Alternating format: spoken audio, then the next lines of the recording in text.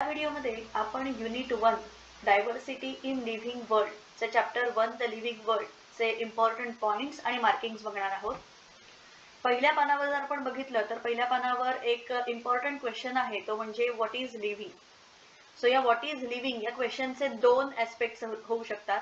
पहिला ऍस्पेक्ट असतो technical one, जो आपण बेसिकली लिव्हिंग आणि नॉन लिव्हिंग यांची कंपॅरिझन करतो आणि डिफरन्शिएट करतो की living things, how the living things are different from non living things.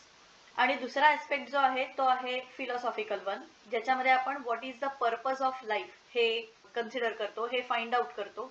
पण आपल्याला इथे टेक्निकल ऍस्पेक्टच फक्त बघायचा आहे. सो या टेक्निकल ऍस्पेक्ट मध्ये आपली लिव्हिंग ऑर्गॅनिझम्सच्या कॅरेक्टरिस्टिक्स काय आहेत, काय काय येतात तर ग्रोथ येते, reproduction, ability to sense environment, ability to respond to the surrounding environment, different stimuli etcetera etcetera. One by one आपण बघूया.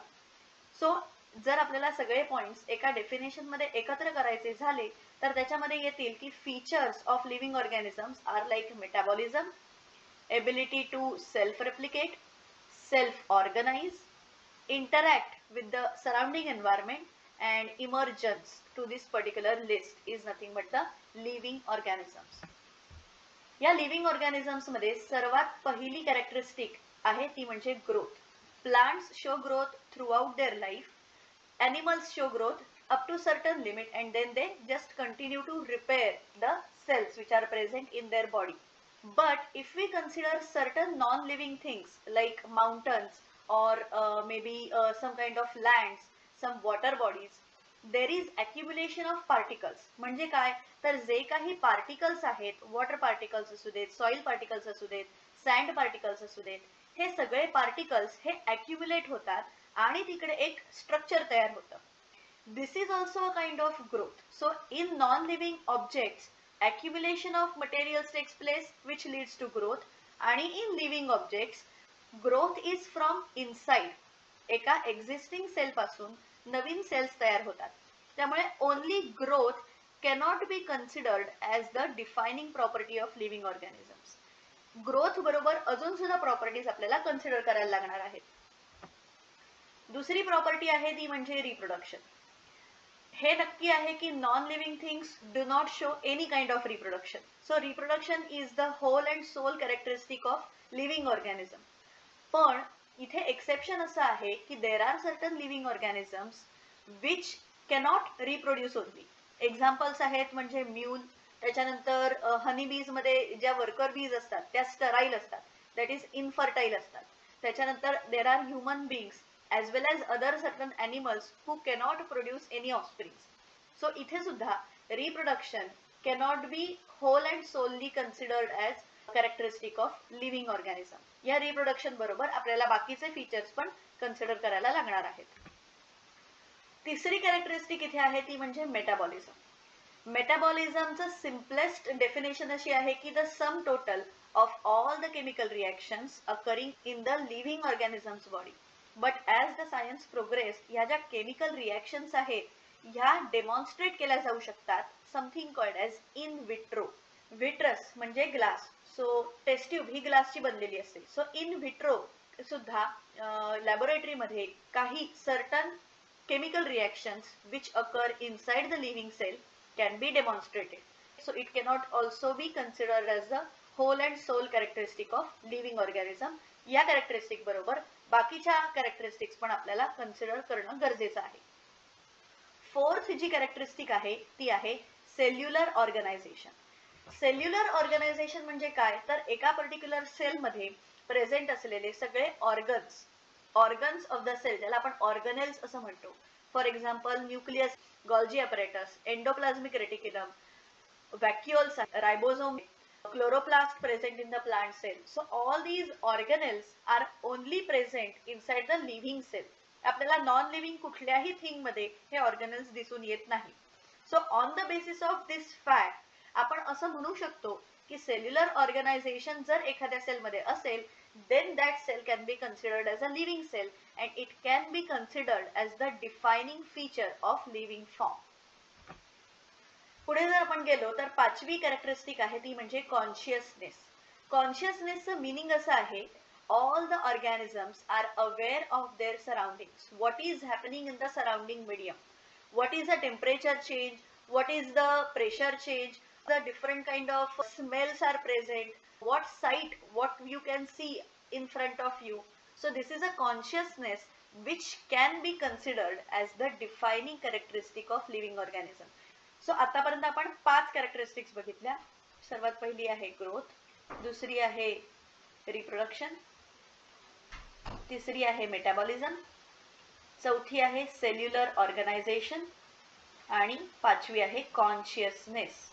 यापैकी सेल्युलर ऑर्गनायझेशन आणि consciousness can be considered as defining properties of living organisms. So living organisms ची simple definition इथे आपल्याला दिलेली आहे. Living organisms are self-replicating, evolving, self-regulating, interactive systems which are capable of responding to the external stimuli. पुढच्या पानावर important point एक लक्षात ठेवायचा आहे, तो म्हणजे नंबर ऑफ स्पीशीज किती नोन आहेत human बीइंगला. 1.7 to 1.8 million species are known to human being.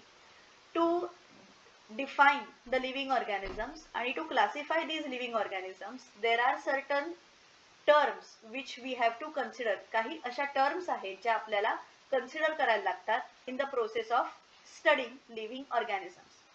त्याच्यातली पहिली टर्म आहे ती म्हणजे नॉमेनक्लेचर. नॉमेनक्लेचरचं सिंपल मीनिंग असं आहे की standardising the naming of living organism. एखाद्या लिव्हिंग ऑर्गॅनिझमला प्रॉपर नेम प्रोव्हाइड करणं इज नथिंग बट नॉमेनक्लेचर. दुसरी आहे ते म्हणजे identification. Identification is nothing but एखाद्या ऑर्गॅनिझमला प्रॉपरली डिस्क्राईब करणं. What is the morphological characteristics, what are the functional characteristics, या सगळ्या गोष्टी कन्सिडर करून त्या ऑर्गॅनिझमला प्रॉपरली डिस्क्राईब करणं इज नथिंग बट आयडेंटिफिकेशन. पुढच्या पार्टमध्ये ICBN international code for botanical nomenclature आणि ICZN international code for zoological nomenclature हे दोन शॉर्ट फॉर्म्स आपल्याला लक्षात ठेवायचे आहेत. त्याच्यानंतर येतं binomial nomenclature. As the name suggest, bi म्हणजे two. So binomial nomenclature consist of 2 components.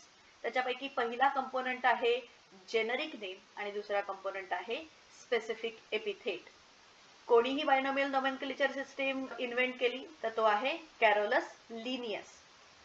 Binomial nomenclature सिस्टीमचे काही रूल्स आहेत. ते काय रूल्स आहेत ते आपण बघूया. सिंपल आहेत लक्षात ठेवायला. सगळीच्या सगळी नावं बायनॉमियल नॉमेनक्लेचर मधली ही आयदर लॅटिन भाषेत असतात किंवा ती लॅटिनाइज्ड असतात किंवा it is derived from any Latin word.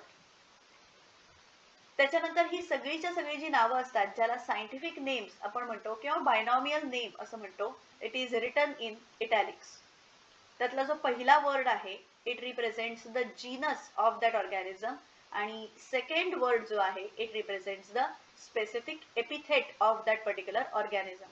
Genus is like name आणि specific epithet is like adjective. Example आपण इथे घेऊया मँगोचं. मँगोचं सायंटिफिक नेम काय आहे? Mangifera indica. जर आपण इकडे बघितलं तर मँगीफेरा इंडिकाचा फॉन्ट आणि बाकीच्या शब्दांचा फॉन्ट हा वेगळा आहे. मँगीफेरा इंडिका हे इटॅलिक्स मध्ये लिहिलेलं आहे, म्हणजे काय थोडंसं तिरकं लिहिलेलं आहे. सो व्हेन प्रिंटेड, जेव्हा सायंटिफिक नेम हे प्रिंटेड व्हर्जन मध्ये असतं तेव्हा it is always in italics, आणि जेव्हा ते हाताने लिहिलं जातं when it is hand written तेव्हा both the components are separately underline.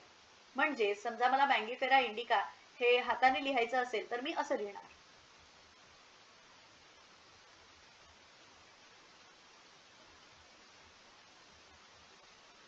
आणि सेपरेटली दोन्ही शब्द अंडरलाईन करणार.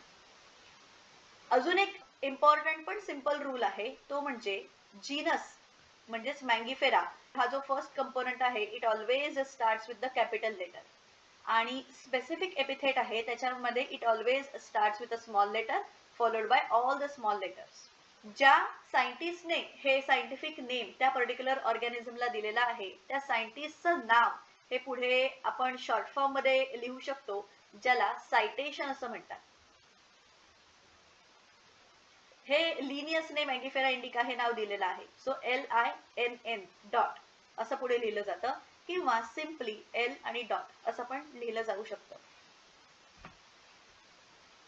पुढची टर्म आहे ती म्हणजे क्लासिफिकेशन. क्लासिफिकेशन म्हणजे काय? सिंपल आपल्याला माहिती आहे की ग्रुप तयार करणं. ऑर्गॅनिझम्सना सिमिलॅरिटीज आणि डिसिमिलॅरिटीजच्या बेसिसवर प्रॉपर ग्रुपमध्ये कॅटेगराइज करणं is nothing but classification. So classification is the process by which anything is grouped into convenient categories based on some easy observable characteristics. इथे आपण जर एक्झाम्पल्स घेतली तर कॅट्स, मॅमल्स, व्हीट, राईस हे शब्द जेव्हा आपण ऐकतो तेव्हा आपल्या डोळ्यासमोर तो ग्रुप ऑफ ऑर्गॅनिझम येतो. So the scientific term used for these categories is nothing but taxa. Taxa हे प्लुरल आहे आणि टॅक्सॉन हे सिंग्युलर आहे. पुढची इम्पॉर्टंट टर्म आहे ती म्हणजे taxonomy. Based on the characteristics all the living organisms can be classified into different categories म्हणजेच टॅक्सा. सो या प्रोसेसला टॅक्सॉनॉमी असं म्हणतात. इथे बेसिस ऑफ टॅक्सॉनॉमी काय आहे हे सुद्धा हे सेंटेन्स इम्पॉर्टंट आहे. Characterisation, identification, classification, nomenclature are the processes that are basis of taxonomy. Initial जे classification होतं, it was based on uses of the various organisms to the ecosystem as well as to the human beings. So ह्या सगळ्या ऑर्गॅनिझम्सचा study करणं, त्यांना characterise करणं, identify करणं, classify करणं, त्यांना नेम्स प्रॉपर असाइन करणं, या सगळ्या processes come under a specific branch of science आणि ज्याला आपण सिस्टमॅटिक्स असं म्हणतो. आणि लिनियसने त्याच्या सिस्टमा नेचरे नावाच्या बुकमध्ये हे पब्लिश केलेलं होतं. ओके, सो सिस्टमॅटिक्स एक्झॅक्टली काय आहे? It takes into account the evolutionary relationship present between the organisms.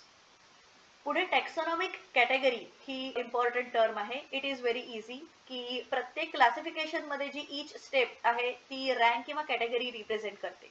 Okay, so this category which is a part of overall taxonomic arrangement is called as taxonomic category. कारण ही arrangement जी आहे याला taxonomy असं आपण म्हणतो. जो rank आहे किंवा जी category आहे त्याला कॉमनली टर्म दिलेली आहे टॅक्सॉन. पण या टॅक्सॉन आणि कॅटेगरी मध्ये एक इम्पॉर्टंट डिफरन्स आहे. आपण जर कॅटेगरीज किंवा कॅटेगरी हा वर्ड कन्सिडर केला तर त्याच्यामध्ये येतं kingdom, phylum, division, class, order, family, genus, species. आणि या प्रत्येक कॅटेगरीमध्ये ज्या सब रँक्स आहेत किंवा ज्या सब स्टेप्स आहेत त्या म्हणजे टॅक्सॉन. इथे एक एक्झाम्पल घेऊया आपण. समजा कॅटेगरी मी घेतली स्पीशीज, जी आहे लोवेस्ट कॅटेगरी. स्पीशीज ही झाली कॅटेगरी आणि या स्पीशीज मध्ये इन्क्लूड होणारे इंडिका, लिओ हे झाले टॅक्सा. हे इंडिका, लिओ कशाचे आहेत? मँगीफेरा इंडिका, मँगोचं सायंटिफिक नेम. त्याच्यापैकी indica is a specific epithet, ते झालं टॅक्सॉन. पॅन्थेरा लिओ हे लायनचं सायंटिफिक नेम आहे, त्यातलं लिओ हे झालं स्पेसिफिक एपिथेट किंवा स्पीशीज झाली आणि लिओ झालं टॅक्सॉन. सो स्पीशीज म्हणजे कॅटेगरीज आणि लिओ म्हणजे टॅक्सॉन. स्पीशीची डेफिनेशन काय सांगते? Group of individual organisms with fundamental similarities as species. याच्यामध्ये एक्झाम्पल घ्यायचं झालं तर होमोसेपियन्स हे ह्युमन बिंगचं सायंटिफिक नेम आहे. सो सेपियन्स ही झाली स्पीशीज. किंवा पॅन्थेरा टायग्रिस हे टायगरचं सायंटिफिक नेम आहे. सो टायग्रिस ही झाली स्पीशीज. इथे पॅन्थेरा लिओ हे लायनचं सायंटिफिक नेम आहे, लिओ झाली स्पीशीज. सोलॅनम ट्युबरोझम हे पोटॅटोचं सायंटिफिक नेम आहे, ट्युबरोझम झाली स्पीशीज. ओके, सो इथे स्पीशीज ही झाली कॅटेगरी आणि ट्युबरोझम, लिओ, टायग्रिस, सेपियन्स ही झाली टॅक्सा. पुढची कॅटेगरी आहे ती म्हणजे genus. It is a group of related species is nothing but the genus. जसं की आपण मगाशी बघितलं पोटॅटोचं सायंटिफिक नेम आहे सोलॅनम ट्युबरोझम. सो सोलॅनम हे झालं जीनस. लायनचं सायंटिफिक नेम आहे पॅन्थेरा लिओ. सो पॅन्थेरा हे झालं जीनस. लेपर्डचं सायंटिफिक नेम आहे पॅन्थेरा पॅरडस. सो अगेन पॅन्थेरा झालं जीनस. टायगरचं आहे पॅन्थेरा टायग्रिस. पॅन्थेरा झालं जीनस. सो जीनस पॅन्थेरा मध्ये कोणते 3 स्पीशीज इथे इन्क्लूड होतात? लिओ, पॅरडस आणि टायग्रिस. परत जीनस इथे झाली कॅटेगरी आणि पॅन्थेरा किंवा सोलानम हे झाले टॅक्सा. पुढची हायर कॅटेगरी आहे family. It is a group of related genera. आता इथे आपण बघितलं पेटोनिया किंवा datura, these are place in this Solanaceae family.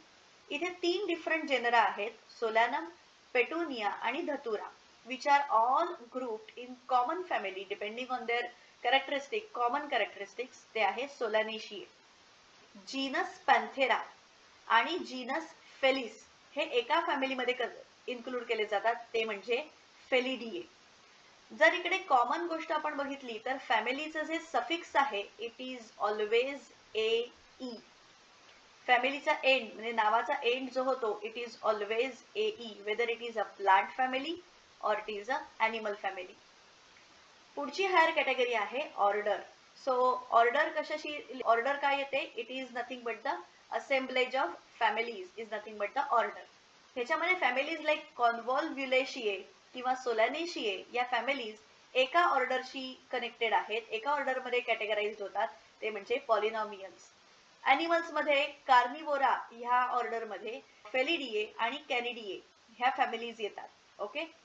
जर इथे आपण ऑब्झर्व केलं तर प्लांट्ससाठी हे ऑर्डरचे ending is always ALES. It is for plants. आणि ॲनिमल्स साठी इट इज A. पुढची कॅटेगरी आहे class, which includes related orders. ह्याच्यामध्ये इथे ऑर्डर प्रायमेटा आणि ऑर्डर कार्निवोरा हे दोनही मॅमेलिया या क्लासला बिलॉंग करतात. Okay. So this is the example for class.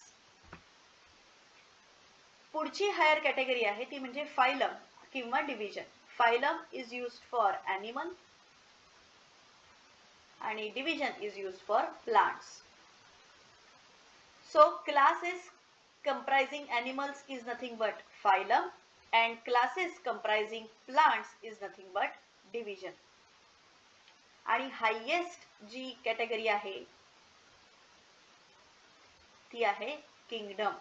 So all the phyla together form animal kingdom, kingdom Animalia, and all the divisions together form kingdom that is nothing but the kingdom plantae किंवा ज्याला plant kingdom पण आपण म्हणतो. हा जो chart आहे हा लक्षात ठेवायचा आहे. लोवेस्ट कॅटेगरी कोणती आहे? स्पीशीज, त्याच्यानंतर जीनस, मग फॅमिली, मग ऑर्डर, क्लास, त्याच्यानंतर फायलम किंवा डिव्हिजन आणि हायेस्ट कॅटेगरी आहे किंगडम. हे जे टेबल आहे टेबल 1.1 याच्यामध्ये 4 ऑर्गॅनिझम्स, 2 ॲनिमल्स आणि 2 प्लांट्स यांचं पूर्ण बायनॉमियल नॉमेनक्लेचर दिलेलं आहे. They belong to which genus, which family, order, class, phylum किंवा डिव्हिजन. आणि बायनॉमियल नेम मध्ये त्यांची स्पीशीज पण इथे कळते.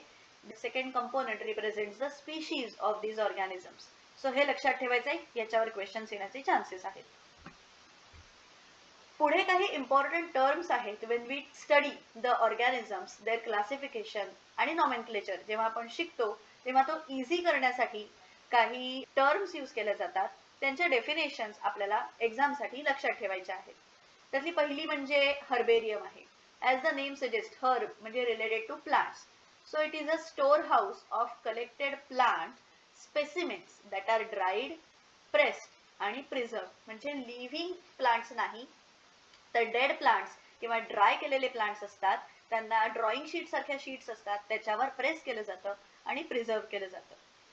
ह्या शीट्सना लेबल प्रोव्हाइड केलं जातं आणि त्या लेबलमध्ये काय काय इन्फॉर्मेशन असते तर त्याचं इंग्लिश नाव, local name, botanical name, it belongs to which family ते लिहिलेलं असतं, कोणी ते कलेक्ट केलेलं आहे त्याचं नाव लिहिलेलं असतं.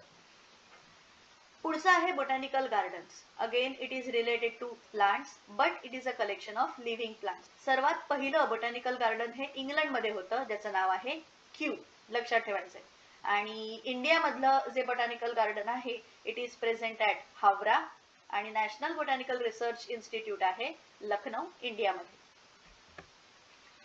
पुढची टर्म आहे ती म्हणजे museum. It is nothing but the collection of preserved plants आणि animals specimens for study and reference. याच्यामध्ये वेगवेगळ्या प्रकारे हे प्लांट्स आणि ॲनिमल्स प्रिझर्व केले जातात. काही असतात ते प्रिझर्वेटिव्ह सोल्युशन्समध्ये कंटेनर्स आणि जारमध्ये प्रिझर्व केलेले असतात.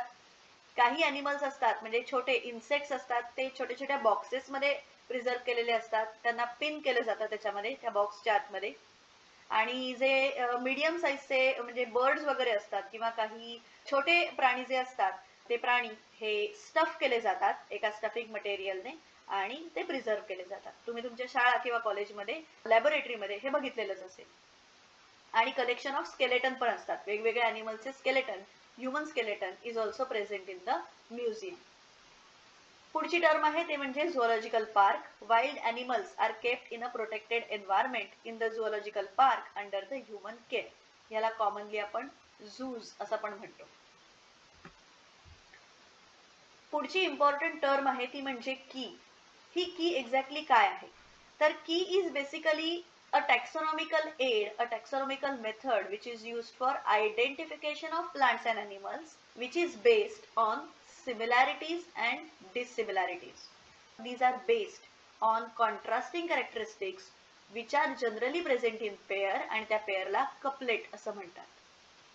म्हणजे एखाद्या ऑर्गॅनिझमला आयडेंटिफाय करण्यासाठी एखादा नवीन स्पीशीज जर आपल्याला दिसली आणि त्या स्पीशीज बद्दल आपल्याला एक्झॅक्टली माहिती नाही की ह्याची कॅरेक्टरिस्टिक ही ए आहे की त्याला अपोजिट बी आहे. सो पहिल्यांदा कन्सिडर करताना ए आणि बी हे कपलेट कन्सिडर करतात आणि after getting the proper evidences एक करेक्ट ऑप्शन ऍक्सेप्ट केला जातो आणि दुसरा रॉंग ऑप्शन रिजेक्ट केला जातो. फॉर एक्झाम्पल घ्यायचं झालं तर ह्युमन बिंग हा कॉर्डेट आहे की नॉन कॉर्डेट आहे.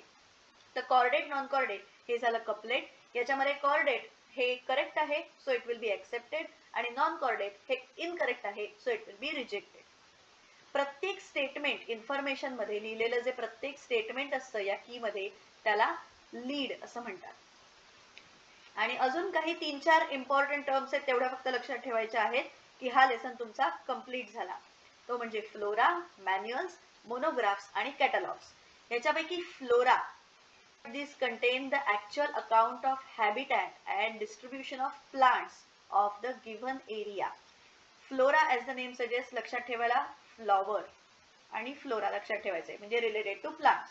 आणि फाउना हा शब्द जर आपल्याला कुठे मिळाला तर it is related to animals.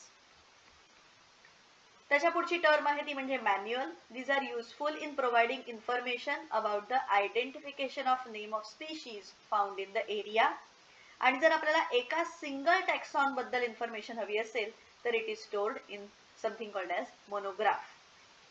Chapter number 1 मध्ये खूप काही किचकट किंवा खूप काही कॉम्प्लिकेटेड टर्म्स नाही आहेत. सिम्पल टर्म्स आहेत, सिम्पल डेफिनेशन्स आहेत, त्या तुम्हाला मेनली लक्षात ठेवायच्या आहेत. तुम्हाला जर हा व्हिडिओ आवडला असेल तर माझ्या या ऑनलाईन व्हिडिओ सिरीजला सबस्क्राईब करा, लाईक करा, कमेंट करा आणि तुमचे जर काही सजेशन्स असतील तर ती जरूर कमेंटमध्ये लिहून कळवा. धन्यवाद.